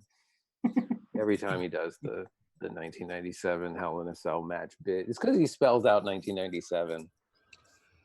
If you use the numbers, then you'd be able to pick it out. Like he's just really good with that. I guess you said. I think it still appeals to me because maybe it's just a throwback thing, but I like the fact they have faces and they have heels and everything's nice and self-contained and nobody's trying to make any bigger points about anything really. It's like an exhibition with like soap opera level of like story, and I don't know, big greasy men hitting each other. I'm into it. I do like when I back when I was young and like used to watch it regularly, like it was kind of neat because it wasn't on that much. You had like the Saturday show basically. Monday Night Raw wasn't even on, huh? Yeah. Like I'm talking back like when I was in elementary school. Yeah. It was fun to Thursday every once in a while. It was fun to see like when like a character didn't work out and then that wrestler would get recycled into another character. Yeah. In like a couple months, he'd have like a different gimmick and be reintroduced as somebody else entirely. They don't do that anymore? No, I don't think they do it the way that they used to, because like the dude that was Papa Shango had like 4 bits before that didn't work out, and then It was Kabbalah or Mary used to spit the shit in the people's face. Who was that? Hey, Kane was Isaac Yankem, DDS, and Fake Diesel. Yo, too. yeah. Cactus Jack. That's the ultimate, right? Hasn't he been Well, like 75 different things? How many times did they try to make Sid Vicious work in the WWE? Oh, Like how God. many different you know what I mean? Like how many different names, and how many times did they reintroduce him? No one liked his And it was fucking face. And it was just interesting though, because he was huge in the WCW, right? But then he just could never make the transition. Because his face was disturbing. He wasn't actually good at wrestling was the issue. He was tall. large. He was giant. Yeah, he was a giant dude. Dude, Razor Ramon though.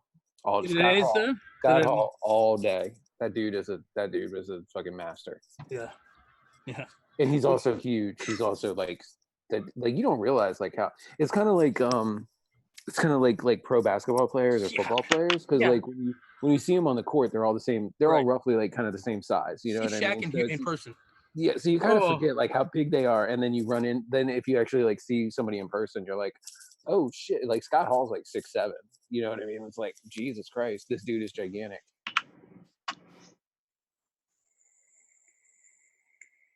Okay, we'll just linger there. Thanks. Sorry. Oh no, it's okay. I was just addressing Sin that yes, in fact, there is something profoundly damaged about me, but yeah, you're romanticizing wrestling. Dude, I just wrestling's so real. It's one of those things. It's like, yes, I totally understand why people think it's dumb, but there's a lot of things that I think are dumb that other people like. I got to figure. It takes you back to your childhood, and you're yearning for that.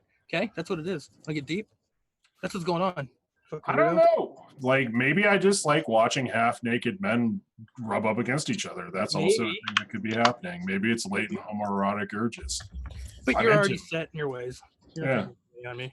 Okay, trust me, I've tried. Concrete top 5 wrestlers of all time.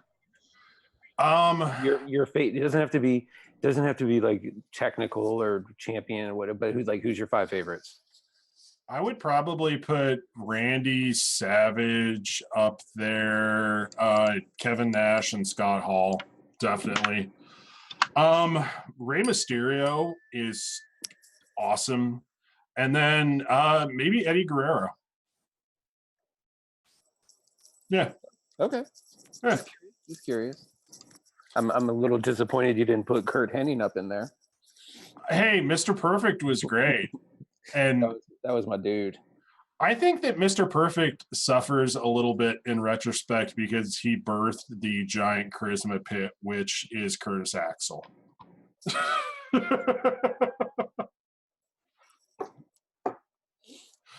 No, I don't know. It's fun. It still continues to be fun. Mick Foley. Yeah, there you go. That's a great one. Mick Foley's fucking awesome. Yeah, and Dude Love and Mankind and stuff. I think Mick Foley loves people to like sort of outrightly acknowledge, at least on the national stage, that he was like cycling through gimmicks because he didn't even try. He just would come back as a different person the next day. Fucking Big Van Vader too. That dude was awesome. Leon White. Almost forgot about Vader. Wow. Yeah. Vader. Yeah. Where's the Undertaker go in this? I think the Undertaker.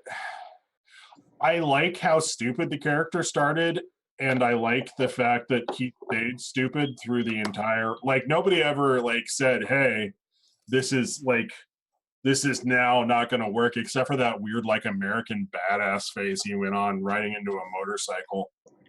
That was a little weird. I don't know. I'm not the biggest Undertaker fan. He's supposed to. The rumor is he's going to like officially retire this year at WrestleMania. Still hasn't. Again. Still around. Still around apparently. Well, they got HBK to come back with a whole bunch of Saudi money, so he's been entertaining at the very least. Yeah, like right between like Hacksaw Jim Duggan and Bam Bam Bigelow. That's where you should go. The Undertaker. Seems like the right platform. Fucking Bam Bam Bigelow. Shit. But King Kong Bundy. King Kong Bundy ruined it for me. We saw him like outside of the wrestling area, and he was like smoking a cigarette leaning against the car. And I was like, "Oh, this is fake." Superfly Stucca. Yeah, that's a good one. His wife. Yeah, apparently. Yeah. He's a murderer. Oh yeah, No. down by the river. You ever hear that Opie and Anthony where he's like admitting it? Yeah. That's right. And And then then he died, right? He died not that long ago. Yeah, I think he's dead now. Yeah. Hacksaw Jim Duggan was great because there's that story about him being arrested with the Iron Sheik, Oh, yeah. just with an entire fucking pharmacy with them, and they got arrested. Well, and they were supposed to be in the middle of like they were feuding, like, Yeah, Right. but then they were friends, like hanging out after the show. I will say, like, I was never a huge fan of like listening to the Howard Stern show. Like I used to always like I used to try to catch the end where they would do the news, but definitely like whenever the Iron Sheik would be on there, it was always very entertaining. He's good nuts. He starts screaming at everyone. He's just a fucking maniac. Yeah. Hogan. He used to just give up all kinds of game on Hogan. He used to just match Hogan. Yeah. Hogan had more drugs than everybody. Yeah.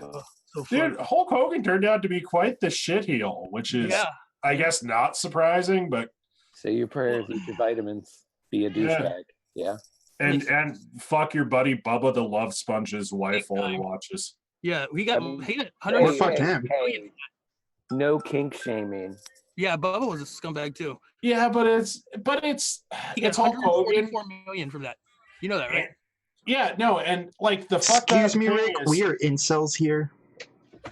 okay, No, but no like the kink fucked up thing is the only thing that I hate more than kink shaming is Peter Thiel, and fuck Peter Thiel and fuck him for shutting down goddamn Gawker over Hulk Hogan's like weird Hogan knew that was going on. I'm sorry. Yeah, Hogan fuck Peter Thiel. like you want to talk about a literal goddamn plutocratic ghoul, like it's Peter Thiel. Like Yeah.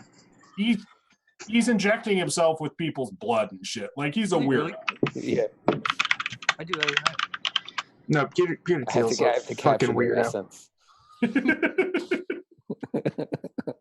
And then like the argument goes back that he was just mad that Valleywag was outing like gay, like some of his gay friends or whatever. But like the fact that literal He sued a goddamn paper out of existence. that literal goddamn vampire used like shadow money in some hack law firm to bankrupt an actual journalistic site. So Yeah. I do kind of miss Gawker. Yeah. yeah. Like, not saying Gawker was a great site No, but they or had some- anything, but they- like it's the they had some principle. Yeah, and they did have some enjoyable content from time to time. Yeah. Like it was definitely like I definitely had it bookmarked. You know what I mean? How'd they end up with that kind of money? They didn't. Peter Thiel still had way fucking more and literally sued him out of existence. No, I And know. then Peter Thiel is Hogan still Peter Thiel is still such a fucking psychopath that later down the line, and sorry, we're all gonna get sued now apparently. Later down the line, even last year, he was attempting to buy like the remaining pieces of Gawker from like whatever Brazilian fucking like Univision. Univision that owns It's it. like a Univision spin-off company that owns it now. No, he was trying to buy the remnants from it just so he could delete articles off of the internet from it. Well, Like, I'm not trying to defend Gawker, but like the principle behind all of that is like, bud, like what the fuck you on? Well, Holy fuck. He's the same guy who was funding all of those like other bullshit lawsuits against them. Like the dude who claimed he invented email, like had his lawyers bankrolled by Peter Thiel too. Yeah.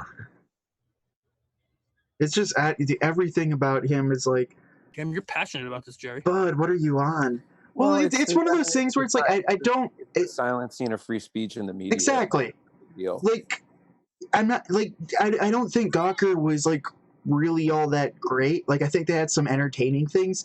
Like journalistically, I don't think they were that fantastic. But even still, then it's like, you don't get to fucking silence free speech by just being able to sue media out of the world. Well, like everyone's going on this the Lopnik and like the video game site. They had like all those like associated ones too that were like part of Gawker Media that were like more entertaining. Well, there's some of those are still around. They're rolled into whoever owns Deadspin now. Yeah, Deadspin was a Gawker site and everything but everything from the company got bought by that Univision spinoff company, who also bought. Carlos Slim. They're all still Carlos around, Slim, right? other than Gawker. Was it Carlos Slim? That's how I found Doug DeMuro was when he was writing for Jalopnik back in the day, and that's one of my they're still around too. YouTube subscriptions now is Doug DeMuro and his weird cars and stuff. Yeah, like Sin has a point. They still have the right to post articles. Like, I'm not even pro Gawker so much as I'm anti goddamn tech billionaire. And I'm even pro tech billionaire, but I'm like, Brad, what the fuck are you doing? Like, you don't attack the press because they wrote a shitty, probably true article about you. You can't just try to sue them out of existence and then erase it from the internet because they said mean things about you that are probably true. I like That's not acceptable. Peter Thiel's also the one who's made some real noise about you're with me on this, right? Yeah, 48 rules. So. 48 laws. Living with, I like it. Savage world out there. It's savage. Yeah, it is a savage world, but at the same time, like, Hogan. I mean, we're the fucking Jerry, U.S. for a fucking reason. I want you to stop for a second and ask yourself, what would a tech billionaire do? Make Facebook. But you still have to answer the fucking U.S. government. Listen, everything that's happened in real life has led me to believe act like a child would be the answer. So I'm going to go with that. Not wrong. Yeah. Pretty obvious. Well, did you see that Facebook got hit with $650 million in fines for the Cambridge Analytica situation? No, dude, it was like 65 million. It wasn't nearly that high. Oh, I thought for some reason I saw a zero on the end of that. Dude, fuck Facebook. I still think they should be fined for still letting that API through. Cambridge Analytica should be fined way fucking more than Facebook should. Yeah, no, they were fined £500,000, so under $1 million. Okay, that's why I saw that extra zero. I didn't see the pound sterling sign. Oh, is anyone out there running to get a Facebook portal? You guys seen that? Dude, I need to get off Facebook is what I need to do. You do. It's not like you're on it. Yeah. Join me. No, do you guys know what the Facebook portal is? No. Okay, you know how Amazon and Google and everyone have been making home hubs, basically. Yeah. Like you got the Echo Show, things like that. But everyone's been putting a screen on them. Facebook just launched their own version of like a Google Home home automation, whatever. Except it's a 15-inch screen that has a giant fucking camera on it, and you're supposed to use it to make messenger calls to people. Guess what? Do you want that thing in your home? They're gonna figure it out. Watch, someone's gonna figure that shit out. And are you kidding? Boom. I want nerds at Google to watch me masturbate. I want nerds at Google to watch me masturbate. I don't want nerds at fucking Facebook to watch me masturbate. All of these live sites and everything going live is just prepping people to have cameras in their house. Is what it's doing. Oh, it's been like that forever. Have you ever seen? They're getting people like an average person comfortable with having a camera. What was that fucking documentary? Have you seen like We Live Together or something like that? You know what they should do is they should use all this information and make a new real world cast. Dude, that girl. Yeah, you don't need the real world cast. Everybody's the real world cast now. That's what I'm saying. They could pick like the 5 best, right? Well, hey, that girl that I was gonna have on tonight. That girl that I was gonna have on tonight is one of them. She's one of them. She had 12,000 people watching her last night. She's just some girl in her living room, and like I talk to her on a regular basis, like outside of that. But she's just like a regular girl. Just she's super entertaining.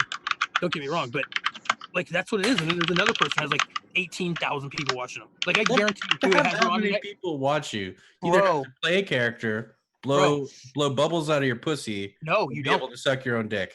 Go on right now to live.me or meetme.com, meet me whatever, and look up look at these people. Look what they're doing. They're just chilling, and some of them are like doing little things. No, this has all been like documented since since Y2K.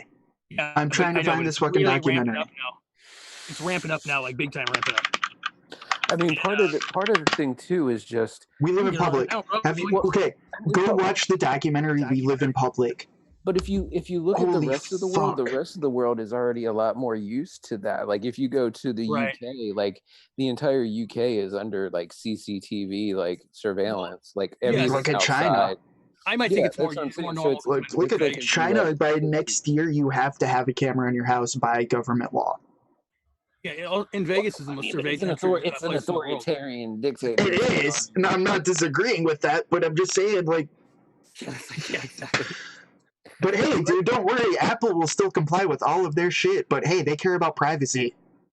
Apple didn't Apple not even have stores there, and they made them up. I mean, Oh, no, they fully support everything that fucking China does in China. Outside of China, Tim Cook bitches like a motherfucker. Inside of China, he's like, let's play ball. All the big tech companies do that. Google's finally doing that. Yeah, no, they all do. I'm not saying they don't all do. It just annoys me that Tim Cook's on this high fucking horse of like privacy is so fucking important and shit like that, and then he goes into China and just gives over everything. Okay, but if we're talking about big dick moves from Apple, I have to admit I was super, super happy to see the news that they broke all those like bullshit gray shift devices that police departments paid like hundreds of thousands of dollars for, that, you know, to get into people's phones without them knowing. Like, I enjoy that Operation level Prism. of Like, fuck you. I'm still going to buy an iPhone in 3 weeks. You know what I mean? Yeah. But like, I'm buying a new iPhone. Yeah. When the XR releases. Same. No, that's what I'm gonna go buy an XR. But like at the same time, I don't like him being so two-faced about it. Yeah, they're businessmen. What are you talking about? That's what they do. No, I know, but it's still just like they work within the confines of the country they're dealing in. They have to. I prefer my businessmen to be two-faced because it's predictable. True. It's just them to be very confused. It was just like last week he went to fucking he went to Europe and did this great speech about how GDPR is like the world's greatest thing in the fucking world, how we all have to respect our privacy, this and that. And then it's just like, then the next day, like, people are hitting him back about China, just like, so you give literally everything. I just like him fucking with cops. What should he do? Like, that's what I enjoy is fucking with cops. No, like, that's what he should do. No, I agree. From a business standpoint, he's completely correct. He's doing exactly what he needs to do. That's what he has to do. The problem I have with it is he's trying to argue this company, you should buy us from a moral high ground when he has no moral high ground. No, he literally was arguing in fucking Europe last week. Jerry, what if you meet a criminal defense lawyer and he seems like the nicest guy in the world? You're going to be like, what's his game? Yeah. Oh, no, totally. Like, I'm not disagreeing with that. It doesn't mean I have to like it. No, it's shitty. It's a shitty way of guns suck and everything should be rainbows and cotton candy, but it fucking isn't. In the grand scheme of things, you are 100% correct, but I am all for fucking with cops, and that's why I like Apple this week. Yeah, Apple's always I like a lot of the things they do. For me, it's I hate that. I don't know, dude. It's why 1984 won't be like 1984, dude. Yeah. No, check out the movie. Check out the documentary "We Live in Public." Graham, you will flip your shit if you watch that. Okay. No, it came out in 2001, and it is about one of the largest founders of the internet you've never heard of. This guy made a chat service and a TV service in 1993 that was all entirely online. Go back, like video chat service. Like that, dude. Yeah, go back and watch the interview from PBS with Jobs in '95, Steve Jobs in '95, the lost interviews. It's fucking crazy. No, but this guy, the reason why I know all of like everything you were saying earlier about how everyone's going for their 15 minutes of fame, that was his experiment.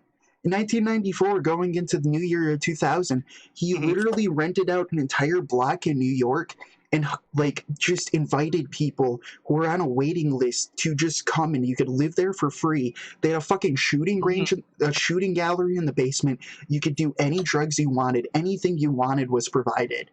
You got to live there completely for free. The gimmick was you would have to be on camera 24/7, and anyone in that place could see you. Right, and now it was a shit show, and every single fucking person signed up for that. Oh yeah. Well, I got a documentary for you. Go watch The Summit. You get to watch people die on K2. It's fucking awesome. Really? All right. What kind of K2? What's K2? K2, it's one of the most dangerous mountains to climb in the world. Oh, it's not that synthetic pot. No. I mean, it's both. That's called K2. No, you're thinking of synthetic ketamine. No, I'm thinking of Spice, my dude. K2. Yeah, dude. Spice. It's K2, right? Oh, okay. Yeah, it's a pretty high mountain to climb too. Skittles was addicted to that shit. Wordplay. Like seriously, if you want like a mindfuck movie, go watch that. It's so fucking good. It's fucking crazy how much he got right and it's just People are predictable. it's partially that, but also like, of course, dude's like the biggest fucking nut job you could ever imagine. Yeah. Like he was like the youngest in a large family, so he legitimately grew up ignoring all of them and just watching Gilligan's Island and wishing Gilligan's Island was his family. He went to the well once too many. Basically, yeah. I'm just Like gonna he speak was in one of the sound bites. biggest. He was one of the biggest fucking dudes in New York, making tons of money. But he would actually like end up just going to business meetings dressed up as a clown because he started breaking really early and just had a split personality as a fucking clown. If it's good for the geese, it's good for the gander, dude. No, it's almost as crazy as Danny Bonaducci. Oh, dude, I met Danny Bonaducci in the bathroom at the Mirage one time. And oh my God. How is he still alive? Is he I don't dead know. yet? He's still alive because he's on the. Bonaducci back in the day, and that shit was crazy. Oh god! I met him right in the middle of that. He was in the bathroom at the Mirage flexing. Didn't he have a show on VH1? Yeah, Breaking Bonaducci. Yeah. Yo, rock you to your foundation. He was like fighting his wife or something. He was like, that whole show is just him, and he thought he was such a badass. Yeah. Such a badass. He was flexing in the mirror in the bathroom at the Mirage. I'm amazed he didn't get cast as Rorschach in Watchmen. Shit. Yeah, Jackie Earl Haley really does have that kind of vibe, doesn't he? Yeah. Inglewood. Yeah. How about Bosco? Anybody watch Bosco? The amount that I'm watching him? The news. Nobody watches Bosco the amount. Inglewood, though. Inglewood, though. I watched. You know what? I watched the first couple episodes. There's a show on FX called Snowfall. It's like LA. It's like Watts at the beginning of like the crack era. Yeah. And I watched it's actually on the second season now. That's how I found it. I saw ads for the second season, so I went back and watched like the first couple episodes of the first season. It's a pretty good show. Pretty enjoyable. Really it's kind of like an American Narcos type of deal. Inglewood, though. This Bosco just says Inglewood. If anybody's looking for a good like 80s, mid 80s American crime drama, Snowfall like is Colors. Is it like Colors? Like that kind of that era? Remember, I mean, it's taking place. I think it's taking place in like 87, 88, somewhere in there. Yeah, it's like that's when it really started hitting. Yeah, like right when crack is like for real, like going. But it has like, because it has like multiple different like story. There's like a Mexican cartel storyline. There's like the CIA like bringing drugs into the country storyline, and then there's like the street dealer level like storyline. It's not like following like Rick Ross or anything, is it? No. Like because he was big time in that shit right then. Mm-hmm. But it's not like wasn't Narcos following Pablo Escobar? Yeah, it just has that same kind of vibe, just like following like multiple different, all kind of interrelated, but like just showing like different sides of the whole like era of how all that stuff importation, distribution from that, everything in between. I wish Rick Ross's story would actually get out more, like his. Rick, he's done a bunch of really good. He did an interview with Rogan, right? He did a really good one with he did a really good one on Vlad TV, and then he did a really good one with Rogan. What do you feel about Vlad? Isn't there some controversy going on with him right now? I mean, the whole thing, people say Vlad's the police, like Vlad's out here snitching, Vlad's the hip hop police or whatever. And it's like, no, these motherfuckers are out here telling on themselves. They don't have to answer these questions. That's not snitching. Like AR-AB, he's a Philly rapper. AR-AB, he just got arrested. Him and like a crew. Yeah, AR-AB just got arrested for like major like drug trafficking and weapons charges. Like he's looking at like 200 years, right? Yeah. Like he got caught with like 6 kilos of cocaine and like 5 pounds of methamphetamine and like a gun and like a rack of cash and shit, like multiple stash houses and all this stuff.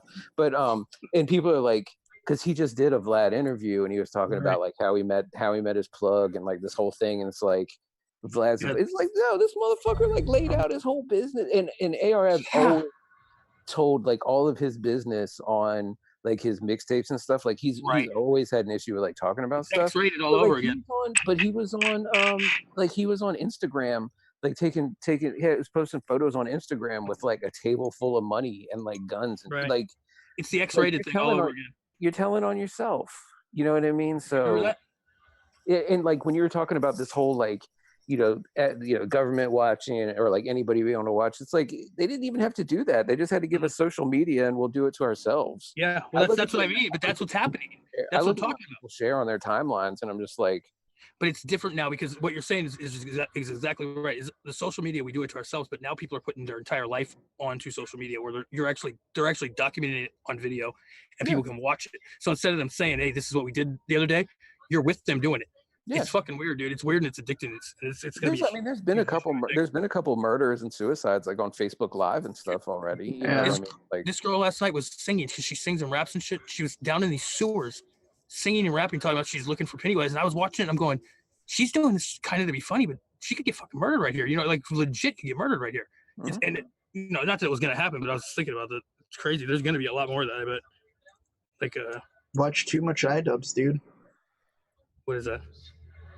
He's a YouTuber, but some of his jokes are some of his jokes are him doing shit in a sewer. So, like, if people get influenced by that, they're gonna be in a fucking sewer trying to be funny. Well, yeah, I think she liked the acoustics down there, she was saying. And then, the acoustics. But I mean, the whole thing is, like, if you're out here, like, doing dirt, if you're doing stuff that's not exactly, like, legal, then you probably shouldn't be like documenting it and putting it on social media. You know what I mean? Like they are. It's crazy that they're doing it. So the government is obviously they're going to listen whenever they can. They're going to get whatever they can. But at the same time, like you're doing half of the work for them already. And a lot of people don't realize that it's not like back in the day where there's a G-man sitting across the street with binoculars and the tape rolling to catch you doing something. That's not what it's all keywords and shit, and they got everything surveyed. And it's not even the government. It's just it's everything. We're doing it all. I could probably tell you more about you than you know. Yeah. Right. And that's just from fucking running websites. You know what I mean? What do you do? It's what do fucking scary as shit. Yeah, because I mean, some people live a lifestyle where they're not necessarily above the law. Like, what do those people do?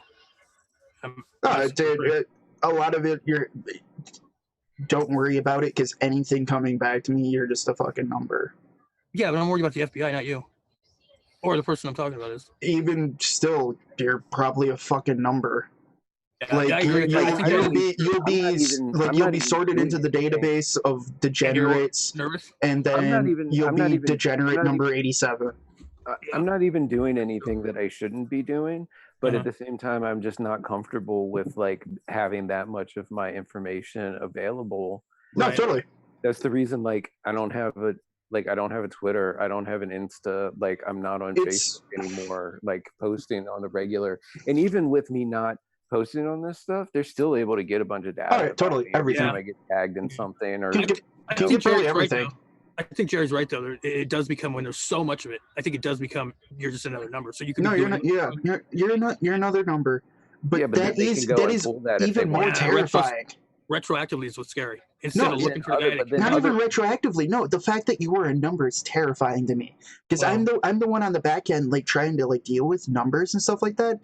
But it's terrifying to me because I'm always constantly having to remind myself that's a person, right? And like as soon as you're on a list of like, not even like for shady shit, most of like all of my shit's fucking targeting, which I personally I think is okay. I think that's acceptable. Targeting ads are a good thing, to be honest, for the most part. Yeah. But like even for that, it's just like I have to like I always do my best to try to always remind myself, even though I even have a number of like, cool, I have a list here of fucking 10,000 people in this database. Each one of those is still a person. Yeah, that's always been around. Like, you lose track of that whenever you're doing it, like dealing in casinos or being like whatever in the casino, you lose track of it. It's like actually people losing their entire livelihood. It's I think once you do something too much or for a long time, you lose track of what it actually is. Yeah. Yes. Yeah, I mean, even like on a regular like street level, like you work retail for long enough, you stop looking at customers as right. You just see someone. Here's another random person. Yeah. Yeah, they're just a sale. Yeah. But I mean, it's partially that which terrifies me, but a lot of it's too is like, okay, like I mean, even dealing with my websites, things like that, and like other, I've run jobs for a company who deals with large companies, so I've dealt with like huge databases, and I guess I have to remember they're all people, but it's also I've never met any of them. I'm never going to meet any of them. It's not even that. It's like I'm fucking small fry. like what terrifies me is it's not even the Google. Like Google terrifies me to an extent, as they should. Facebook terrifies me to an extent, as they should. Facebook more so, but a lot of there's so many unnamed companies that people don't know anything about that it doesn't fucking matter that you don't have social media. They still have a fucking profile on you. They will buy every cent. They will buy every cent of data from everybody, and they will still figure out your profile. Right, but what I'm saying is I don't have to voluntarily. No, yeah, I agree. Intimate details of my life. Please do that. I wish everyone was like that. With just the random world, like whoever my Insta followers are. You know what I'm saying? It's deeper than that. Now that girl that was I was saying out last week, the ones you saw, she's got a new phone. The new phone has this AI app on it, right? Like it's an AI like messaging app or whatever. And she's like, oh, I kind of had that. It's kind of cool though. Yeah, well, it thought that it was measuring. This is so funny. It was measuring her like not whatever. It knew everything about her. Like she after like a month or whatever talking, but it thought she was a guy. Like you know what I'm saying? Like how like she's such a fucking dog. Well, maybe there's something you need to know. No, I know for sure. No, it was her actions, the way she acts. You know what I mean? Like her. Right. But what are they basing that on? You know, because it did say you are male, correct? And girls, it was like girls versus guys. Like everyone has patterns that you can follow, and if you put it across a large database, it's a lot easier to follow specific patterns. Where did they get that information to begin with to be able to cross-reference it to what she's putting in, and is that going to change shit when people are actually putting it in themselves, not trying to put it in? If it's an AI messaging platform, you obviously gave up your you gave them info.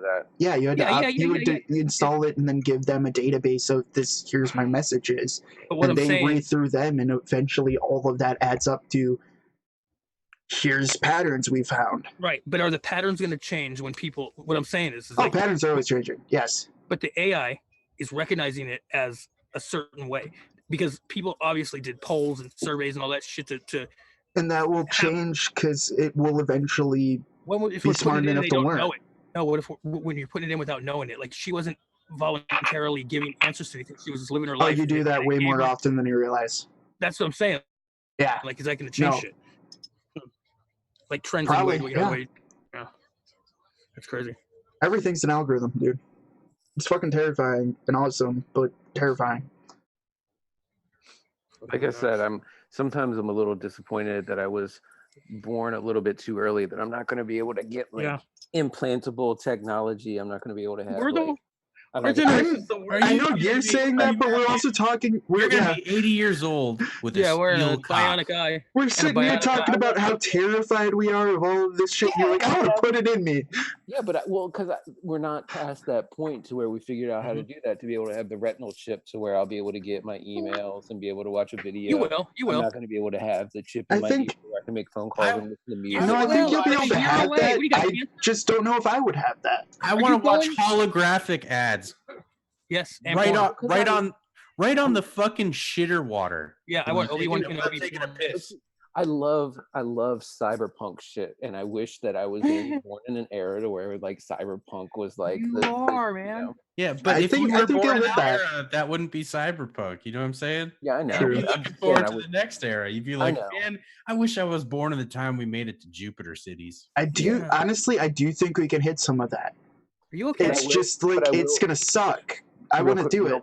Real quick. The guy that wrote the Altered Carbon series, the Takeshi Kovacs, his new book just came out on Tuesday called Thin Air, and once again, like he is the master. He's like the current master of like cyberpunk style. If anybody's into that kind of stuff, it's set. Did you read his other one, 13, the one about the variant 13? No. It's like more near future than Altered Carbon is. 13 is a great book too. Like actually that might be better than the Kovacs books.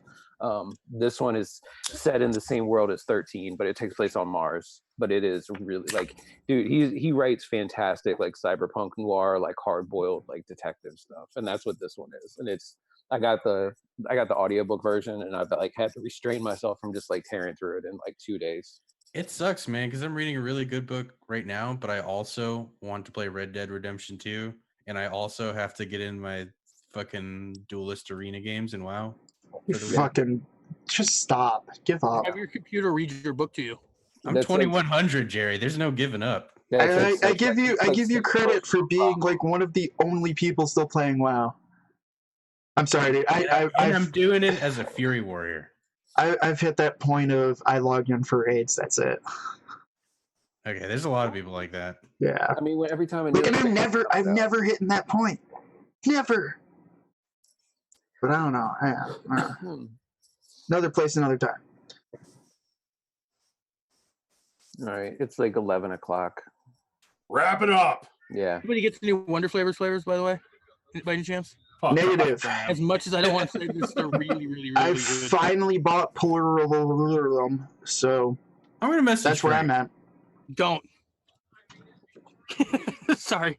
Cut Go it, ahead. Jerry. Just cut it. Cut the stream They're now. really good. I Hey, kind of just like ignore- this though. We're just like Cut I the like stream. Graham just talking. Kyle. Cut the stream.